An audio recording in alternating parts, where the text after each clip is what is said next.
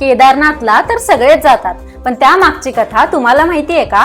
श्रावणगाथा दिवस 24 मध्ये तुमचं स्वागत आहे. कुरुक्षेत्राचं युद्ध पांडवांनी जिंकलं खरं, पण त्यांच्या हातून अनेक पापं झाली होती.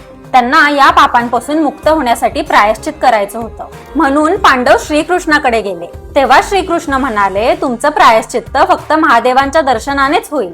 मग पांडव हिमालयाच्या दिशेने निघाले. अखेर एक ठिकाणी पांडव पोहोचले. तिथे त्यांना बऱ्याच मोठ्या बैलांचा समूह दिसला.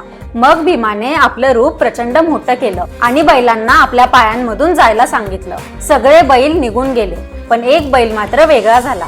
भीमाने लगेच ओळखलं, हे बैल स्वरूप म्हणजेच भगवान शंकर. भीम त्यांना पकडायला धावला, पण भगवान शंकर त्या क्षणी अदृश्य झाले. ज्या ठिकाणी ते अदृश्य झाले त्याच जागेला म्हणतात गुप्तकाशी. पांडव पुन्हा भगवान शंकरांमागे पळाले. भीमाने त्याला पकडण्यासाठी झेप घेतली, पण त्या क्षणी तो बैल जमिनीत शिरला आणि भीमाच्या हातात फक्त त्याचा कुबड आला. तिथेच आज केदारनाथचे ज्योतिर्लिंग आहे. आता बैलाचे उरलेले भाग ज्या ठिकाणी प्रकट झाले तेच झाले आपले पंचकेदार. ते कुठे आहेत, त्यांच्या मागची कथा काय आहे हे मी पुढच्या भागात सांगणार आहे. तर कथाक्षाला नक्की सबस्क्राईब करा.